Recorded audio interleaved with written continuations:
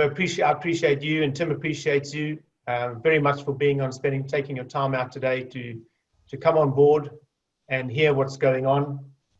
I'd like to welcome all our trustees from the Scottish Men's Sheds who are on today for giving up more of their time. These guys are all shedders in their own right across the country, and being trustees of us is giving up even more time to help the association help you. So a big thanks and a big shout out to all our trustees that are on the call today.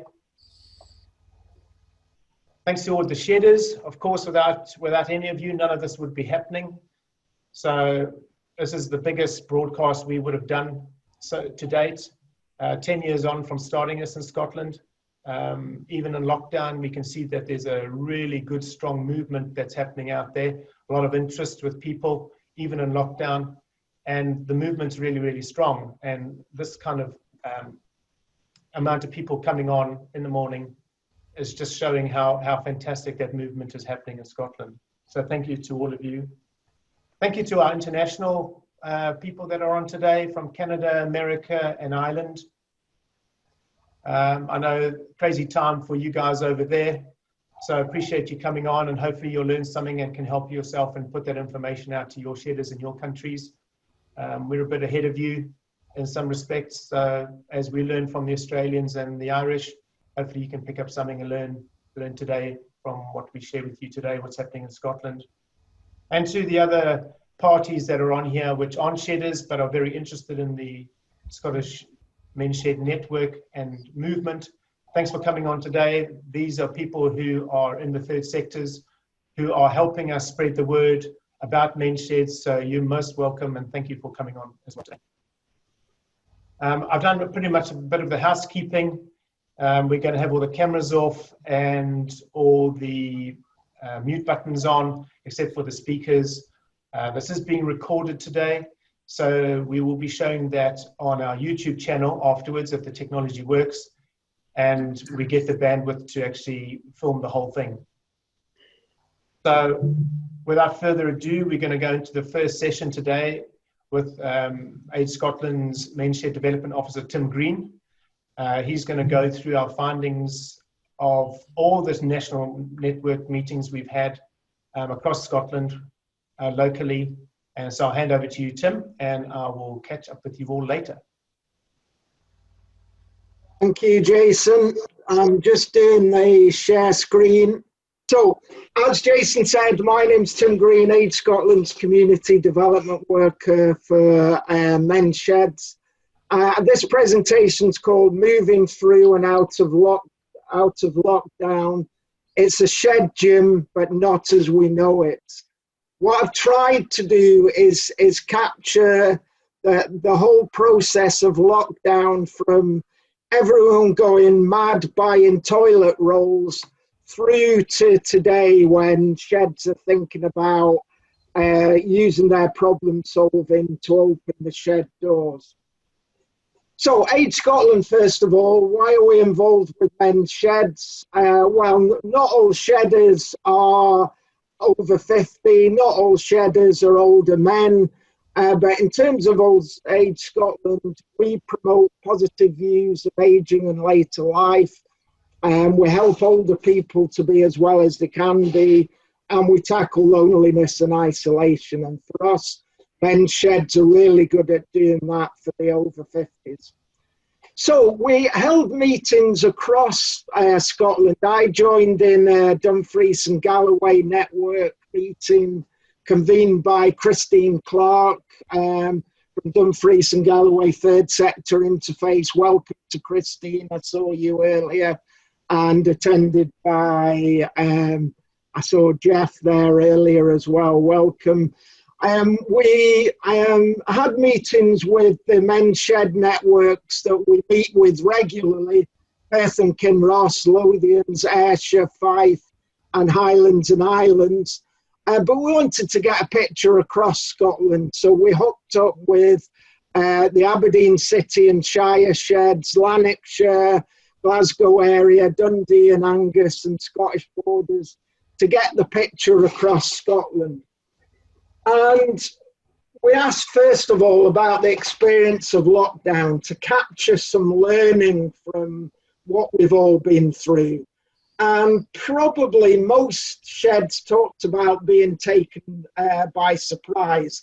That was the most polite way of putting it. Some people said they were caught with their trousers down, it felt like. So most closed during various times in March, some well before the official lockdown, some once the lockdown was announced. Some sheds got the tacit support of their membership. Others found it very difficult to sell closure to their sheds, and it caused some friction.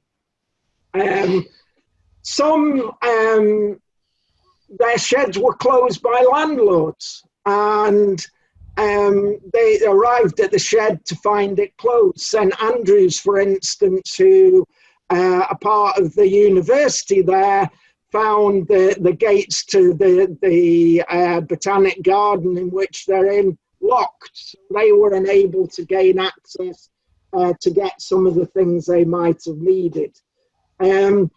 Many closed and had insufficient and out-of-date contact details. Some had time to distribute portable equipment, tools, materials, for home-based projects. Some didn't have time for that luxury and needed to find ways they could do that safely after lockdown. Often individuals would go and check on the shed, just give it a once over while they were out doing their physically distant exercising.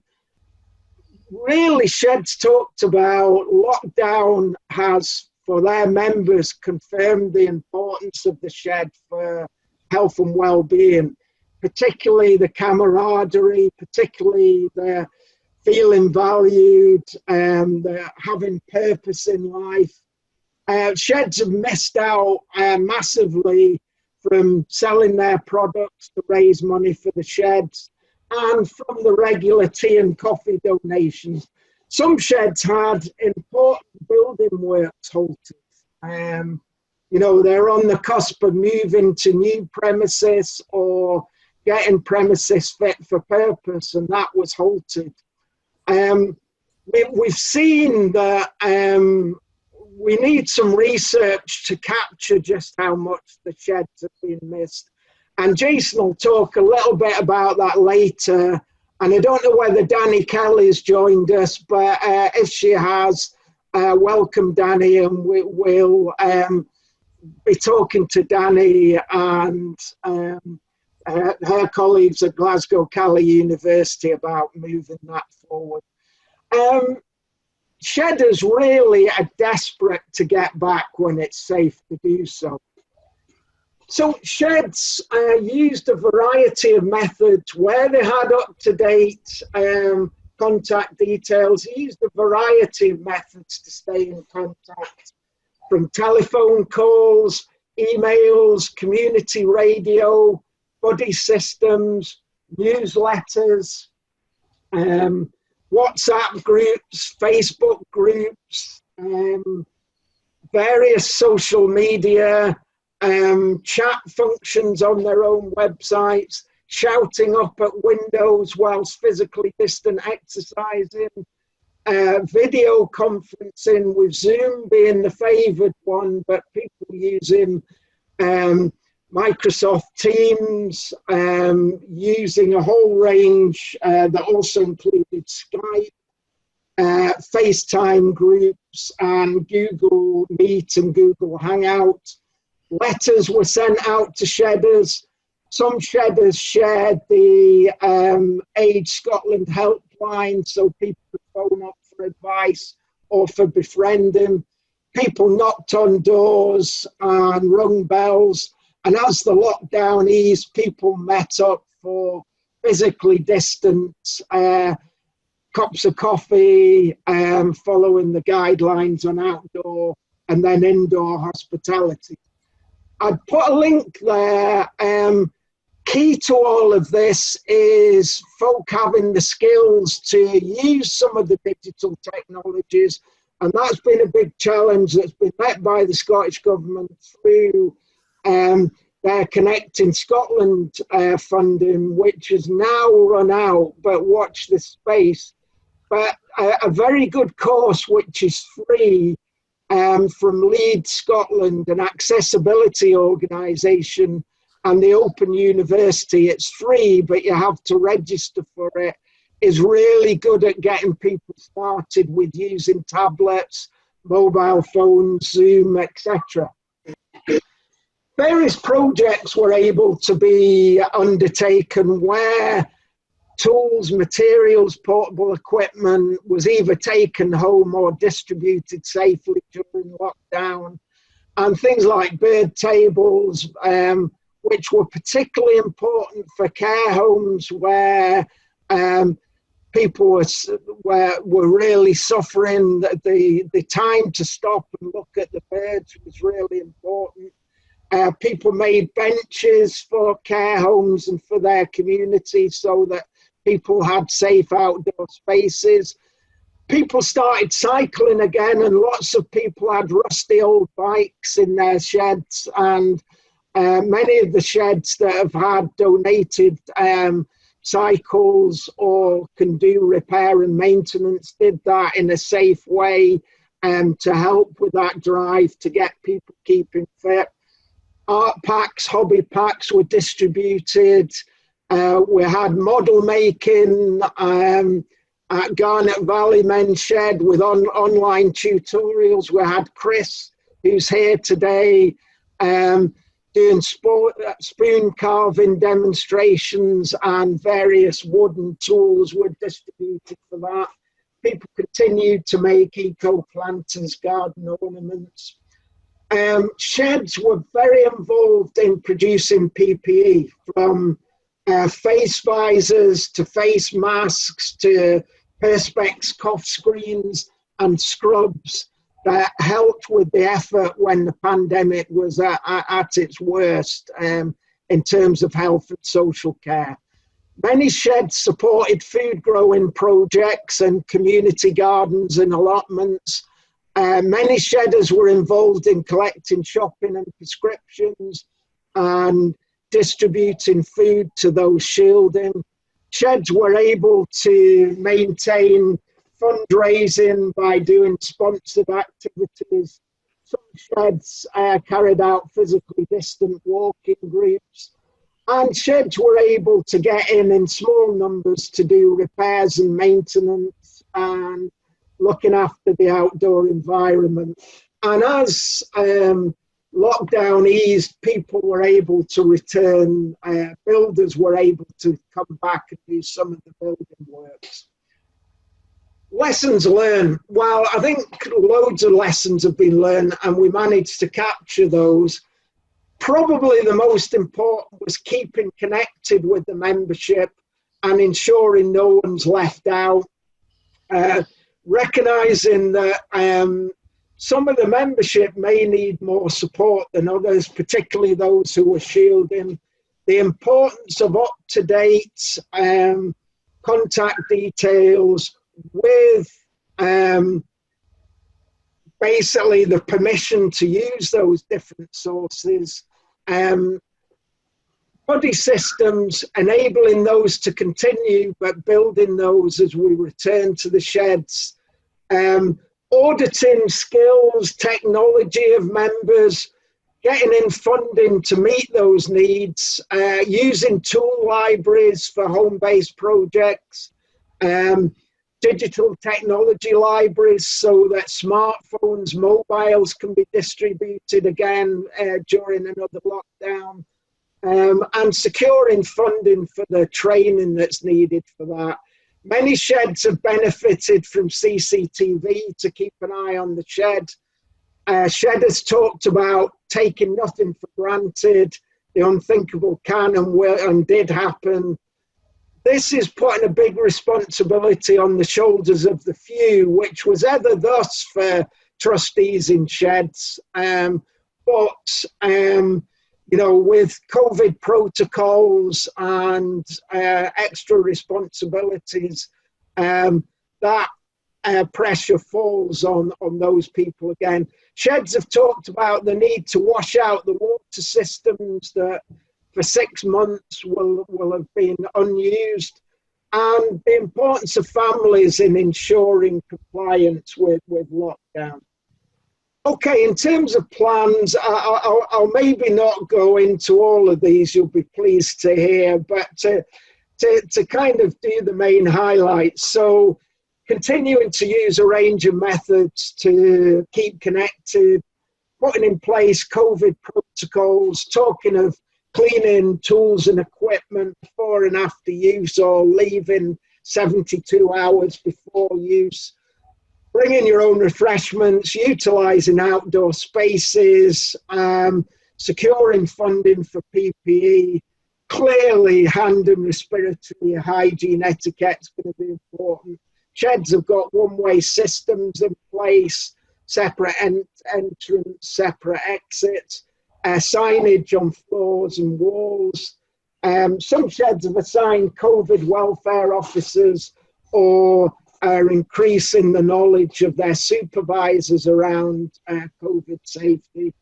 But that comes with a health warning. Some trustees have shared with us that can mean extra responsibility, which may bring about conflict and stress, and none of us go to the shed through that.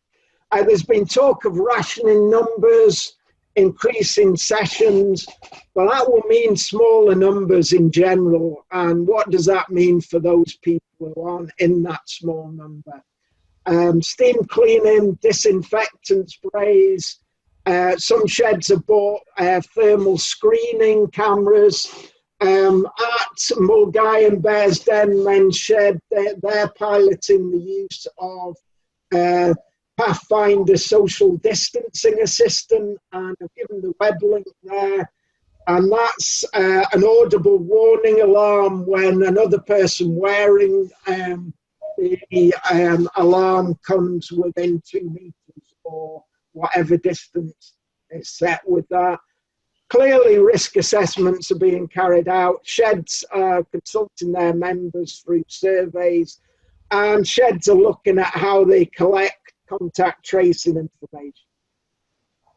The consensus is that sheds will look and feel very different on when it's safe to return. We'll move from being shoulder to shoulder to working physically distant in bubbles or with smaller numbers. The fire safety sign-in will be replaced by collecting data for contact tracing. A welcoming, inclusive environment will be replaced with one where numbers are restricted and entry is restricted. So it'll be very difficult for people to go, oh, men's shed, I think I'll just pop along, see what that's like.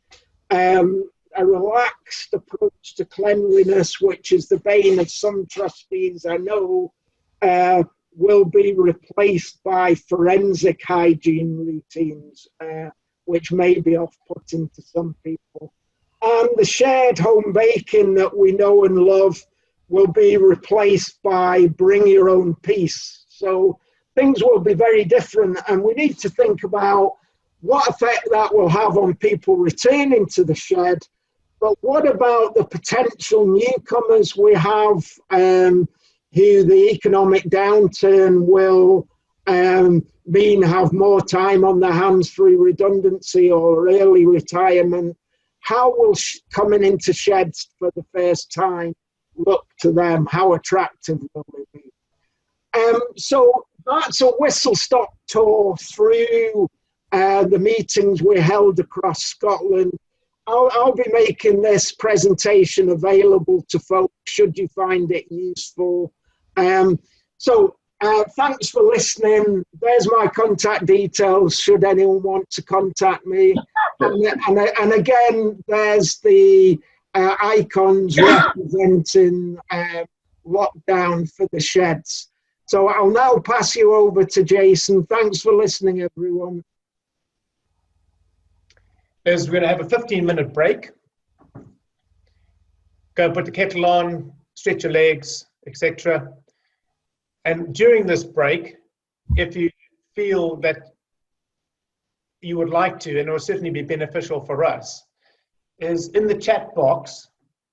I'll leave this slide up. Hopefully you're seeing it.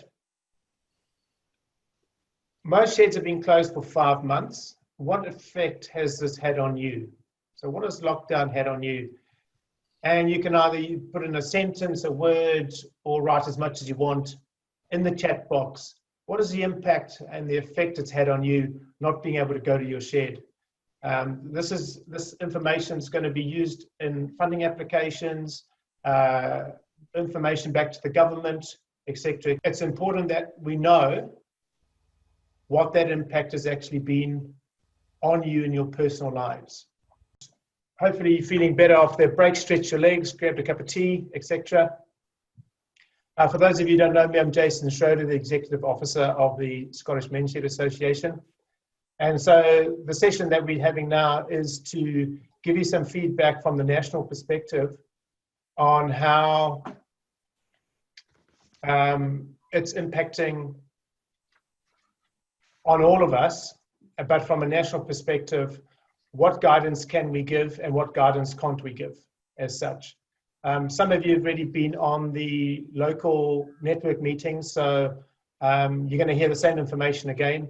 Unfortunately, we haven't moved into phase 4 or a second part of phase 3 from the First Minister's announcement on Thursday. So that information pretty much stays the same. But there are many men on here who haven't heard our perspective. So that's what I'm going to give to you again now. So bear with me if you have heard it. So from the SMSA's perspective, and please do remember that we are your support organization. We don't run sheds. The way that we believe men's sheds work and why they are so successful is that they are run by you and they're your sheds and they're governed by you. So we are a support organization that helps you not reinvent the wheel, to start up sheds and how to remain being sustainable and keeping the costs down with our partnerships with various people. So I think this is very important to say that from the very outset. So coming from that place, the Scottish Government is very interested in the men's shed movement, their movement of well-being and GDPR, etc., and GDP, I should say, is becoming more to the forefront. And so how to keep men healthy and having a joyful life, particularly when they're out of employment, is vital as we have an aging population in Scotland, which is growing daily. So from our perspective at the Scottish Men's Shed Association, it's a tricky one because there is no definitive information. It's moving goalposts all the time. And so what we're basically seeing is information that is coming from different sectors. We've been looking at internationally what's happening in Australia, what's happening in Ireland, and in some ways what's happening in England. They're a little bit ahead of the curve of what's happening in Scotland. So learning from what they've done and what they haven't done in a way is some benefit for us in Scotland. So we can see what we can put out to you as guidance. So essentially right now, there's been no movement in the phase 3 on men's shed. So as far as we're concerned, that all sheds should be closed to general sheds. If we go into a lockdown 2, some of our conversations with our colleagues in the NHS is that they are preparing for a lockdown 2 as we move into winter and moving into the dark nights. So if that situation happens, sheds are going to possibly remain closed until spring. Now, I know that is something that you don't want to hear and it's something I don't want to say, but I think that's a reality of what's happening in Scotland. Some of the sheds are geared up in other countries, and what we've learned from them is that their workshops particularly have remained closed. and the social areas have opened up. However, as we know in most sheds in Scotland, the age group of shedders are over the age of 55 and are in the high risk category. So for you to open up the sheds, and as I said before, you are all individuals and in your own right, and charities in your own right. And so the responsibility of opening your shed or keeping your shed closed doesn't fall on us as the national body, but it falls on you. And that's quite a heavy thing to carry as a group of volunteers. And so presently, all sheds should be closed. The guidance right now in phase 3 is that if you are in a building, it's up to 3 people. So that would mean a supervisor and 2 other guys. If you're outside, it's up to 5 people. Obviously, you're all coming from individual households, so that's only 1 person per household that's going to the shed. And then you're high risk. So is it worth opening your shed for so few people and going into all the measures of what you are? I don't know. That's something that you're going to have to work out for yourselves along the way. What is the risk? A lot of people have been asking about insurance and are they covered in insurance? So the normal insurance in sheds is absolutely covered. So your theft and fire and all those kinds of things are covered.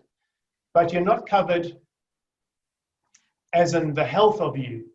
So this is a pandemic. It's like an act of God. There are no insurance agencies that we are aware of that are covering people that if you go into a building or you go into your shed and you get COVID-19, that you're covered if there's a lawsuit against you. So the worst case scenario, let's just talk about that. The worst case scenario is, say you open your sheds and the guys go in and somebody gets COVID, goes home, passes it on possibly to their partner, and 1 or both die. So that's the absolute worst case scenario, and that's may that never ever happen. However, it might happen. And the situation that I've been asked before and why we're discussing it on a national level is because if there's a lawsuit from the family, the questions are going to be asked. Are all the measures in place that shed was absolutely following the guidelines? Was the information given and a disclosure that man has entered the shed on his own right, in his own volition, and he understands what he has to do? Now, as Tim said, the issue is that hygiene and most of the boards and the trustees are like, we don't have enough guys cleaning the toilets. So the impact on health and hygiene is absolutely huge in the shed.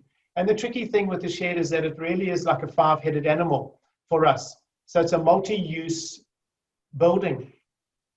You have the workshop space, the social space, a kitchen, a toilet, and the toilet might be waterborne or it might be a natural type of toilet. And we're finding now that in feces, COVID can exist as well. So some of the sheds out there have organic natural toilets, long drops, known as some countries, depends how big your pit is, might be a short drop. So there's these things to look at as well. And then there's polytunnels and those kind of growing containers outside, let's say. So some sheds have all of those things and some sheds have some of those things. But from a national body perspective, what we have to offer is advice, and we're trying to get this from the government. So we've asked them to give us definitive advice about what happens if you go into a workshop. What do you need? Do you need to be full PPE covered up? Do you just need gloves? Do you just need a face mask? Do you need a face mask and a face shield? What do you need to do? What do you need to do in the toilets? What do you need to do in the social area? Do you keep the windows closed or open? Do you need airflow, etc., etc.? It really gets really complicated. And then on top of that, as some of you who might have visited other sheds, you might realize that every shed is not a shed, but it is a shed. So building-wise, what I mean by that is that building-wise, absolutely every shed is different. Some sheds are absolutely massive, like Castle Gowrie, and some sheds are really, really small, where it's just a very small room. And therefore, the challenges that you've got of restrictions, of one-way systems, going in the front door, going through, out the fire escape, all the way around, back in the front door. Some sheds are having to do that. Some sheds are saying, well, we've only got one door and we've only got one passageway. So what do we do? One person in the kitchen, things like that. So what we've done is we have created posters and information like that for you. We also haven't put out any information to you. And a lot of people have said to us, where's the guidance? When can we open? And so while we haven't done that from the Scottish Men's Shed Association perspective, is because of this possible lockdown 2 that's coming as we're moving into the flu season, let's say, we felt it might be irresponsible to build up the hope of the men and their communities that sheds are going to open in the next couple of weeks. And we feel that that might possibly not happen at all, as I said, until maybe spring next year. And that's a hard thing to hear, but it's maybe a true thing to hear, and that's good to know. So the definitive guidance that we are looking for from Scottish Government hasn't been forthcoming yet. We are speaking to the Community Empowerment team, who speaks to the Community Minister, etc., and the Regeneration team as well. And they are working on presently for buildings which are classified as multi-purpose buildings. Now, a men's shed is a multi-purpose building. It's not really a pub, it's not really a library, it's not really a community centre. It's because we have these possible 5 areas to look at. What information can we have for each area? So for instance, if we take, let's say, the toilets, where possibly the biggest hygiene risk is at, you would need to, if you're wearing gloves, latex gloves or whatever type of gloves in your shed, and particularly if your workshops are open, we suggest that you do absolutely wear gloves in the workshop at all time, except if you're on a lathe. If you're on a lathe, you don't wear gloves. It's too dangerous. It could pull your hands into the spindles, etc. So anywhere in your workshop, you do wear thin gloves, so you can actually feel, not big leather gloves, etc. And of course, masks and face shields. However, if you're on a lathe, you don't. So on a lathe, you would have pump action or aerosol sprays to clean your hands, clean all the tools before you get on it. When you finish up, clean all the tools again, clean your hands, because when the next man comes on, he needs to do the same thing. And so it's the same procedure in the toilets. If you've got gloves, you take your gloves off, you go into the loo, you clean the whole toilet, you do your business, you clean the whole toilet again, you leave the toilet, you put on a new pair of gloves. Now, we know that that issue in most sheds is a real issue. So one of the concerns is that when the guys get into the sheds, that they're going to be relaxed. It's a place they love. And you could go from 2 meters to shoulder in a split second. And that's a real concern. We've also got men who, on one side of the spectrum, are not too concerned about this virus at all. And then you've got other men on the other side of the spectrum who are concerned, saying that unless a vaccine is created, they're never going back to the shed. And then you've got people in the middle of that. So if you can imagine, you've got all these 3 types of mindsets that are going to be in your shed. And you're going to have to deal with those kinds of mindsets. So this information that Tim mentioned as well, called the Pathfinder, we have been successful with Scottish Community Alliance with getting a grant for probably about 100, we're £5,000, and we're probably going to get about 100 of them. I still need to speak to the manufacturers. We might get more. And what this is going to do is, it's a piece of kit that you just wear around your neck. And as Tim briefly explained, if you come within a 2 meter distance, it'll buzz. So let's say, for instance, the guy on this side of the spectrum says this is just a normal flu virus, and this guy's come into the shed and he's really, really worried about it. And this chap's coming in really close. It would buzz and let you know and give you the information that you might step back because he's coming close. So it's important for us also that if you are going into the sheds for whatever reason, and some of you have been going in, 3 or 4 of you maybe at a time, looking at the security of the sheds, working on the polytunnels, keeping the plants going, cutting the grass, etc., keeping your distance. But it is an open, like business as usual for sheds. If in the dark nights, what we found also with the digital Zoom meetings is that a lot of men are not on the digital connection. They have no digital connectivity. And you'll be finding that with your members too. And Tim mentioned all the myriad of ways of how people are staying in contact, which is fantastic. However, what we're finding is that those guys that are not digitally connected might really benefit in winter to actually come into the shed in small numbers. So we are looking for sheds who want to trial this, like Mulgai and Besden are doing on their own bat. Please do get in touch. Either email me at ceo@scottishmsa.org.uk or in the chat box. Would your shed, if you're going to have the 3 or 4 guys coming into the shed and would like to trial run this bit of technology, and really it's to look at, if we get into lockdown again and the dark nights come in, that is really for those men who don't have technology and don't have the benefit of these Zoom meetings and this face-to-face stuff. So you might open the shed for those guys who are really, really isolated and want to feel safe. So for us, we are thinking that this is going to bring down anxiety if men want to visit the sheds. What we've also learned from other associations in the world is that some guys are really hesitant about leaving the house and coming back to the shed, even if it was okay. So please do expect that what we're seeing in Australia and Ireland is not hordes of guys running back into the sheds. They're not. So even though you might open up your sheds and think, okay, boys, we're in phase 4 now, we can go back to business as usual, you might not get the rush of guys that you might expect. There is a lot of fear out there around this. So it's how to create that. So on these buzzers from Pathfinder, do drop me a line if you're interested in trial running these. And on the feedback that we get from you, if it's successful, for those really isolated men out there who want to come in and feel safer for doing so with this technology, let us know. And we'll look for some bigger funding from other national funders that maybe all sheds can have it, particularly going into autumn and winter and the dark nights. So please do let us know. Tim's gone over things like to check already, and you'll see that in the information that he's going to send you with his presentation about, for instance, if you've got your sheds had water sitting for 5, 6, 7 months, and Legionnaire's disease and things like that. These are all bits of information that possibly we've never thought of. Their insurance is the same thing. We hadn't really thought of it in the respect of what if somebody died and then the family would ever traced it back to the shed, and it rests on your shoulders. So that's a big ask, particularly of volunteers.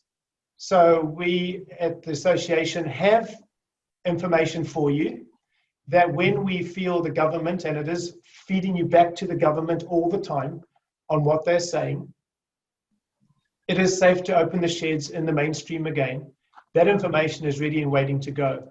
We've created about 25 posters already, which you can print out and laminate and put up in your shed. So they've all been designed for you, so you don't have to again go and reinvent the wheel. And we will put those up in our resource library online for all of you to print, download, and laminate yourselves. But we're not going to share any of those or the guidance that we've got in the wings waiting, which we'll tweak when we hear from the government that it's actually okay. So fingers crossed in the next month. We never know how long they take, unfortunately.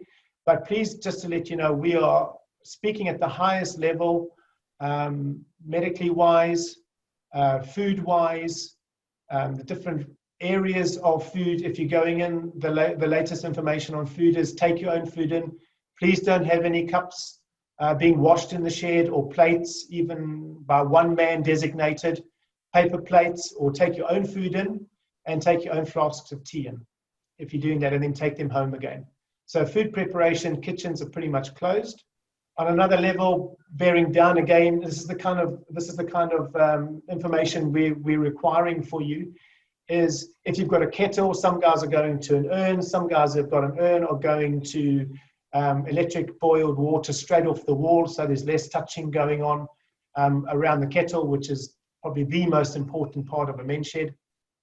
So all this kind of information and guidance will feed out to you as and when that guidance from the government says you're good to go. So please bear with us. Know that it is being done. It has been done, but we just feel that it's unfair and maybe cruel to build up hopes of your members when you're not going to open for a couple of months. So we're really taking the cautious route around all of this as well. You can pick up the phone. For me, it's business as usual. I'm working from home. The thing, one of the last things to say is keep looking at our social media channels. We update you all the time through Facebook at one of our top posts. We pin it at the very top. If anything changes from phase 3 to phase 2 or phase 4, we keep updating that for you. We put that news as well on our news page on the website as well. And those on Instagram, we feed that information through there. So we've got quite a lot of information channels out there available to you. As I said before, we are recording this and it's still recording, which looks good. We will get this out and produced in the next couple of days and get onto our YouTube channel so all this information can be shared with your members as well. And we will put out the last delegates list and Tim's presentation as well for your records at the end of this meeting. I think lastly on that respect, just to remind you, if you haven't already booked into our AGM as well, our annual meeting, and of course your shed, and a lot of your sheds have been doing amazing things over this time. If you have not already applied to become maybe Scotland's Shed of the Year award, those applications hopefully have all been put in to us now. And very soon we will be rolling those out and finding out. And this year is going to be slightly different, where the public are going to be voting. So please watch for that space. If you haven't booked your ticket like you have today, Michelle will be putting out those reminders again for the AGM to give you an update on all of that information. We've got quite a few good speakers for there with David Young. We've got a new package for treasurers coming on board, which you'll hear about at the AGM as well. So please do book your space. It will be limited again. We're going to be doing it on Zoom, but I think it's going to be a great day. Yeah. Well, if there are no more questions, guys, I don't want to keep you on any longer than is necessary. Thank you very much for joining us today. I hope it was helpful. I've got something to ask for you. Hopefully you'll see this. Did you find the Zoom meeting today useful to you? And you just got to click yes or no. That'll be really helpful for us to see whether we should keep doing these kinds of things and whether it was beneficial. We are responsible to our funders, of course, like all of you are. And so we said part of our COVID-19 strategy was that we would do online meetings, our Zoom meetings, etc. Tim Green and myself will continue doing the network meetings. So please do keep a lookout for that. The more shedders that can get onto those meetings, the better. It's these general questions that are asked about all sorts of things in sheds, not only the COVID-19 stuff. We can discuss in your local regional meetings. So please do get onto those meetings when we have them. We can chat about absolutely everything and anything.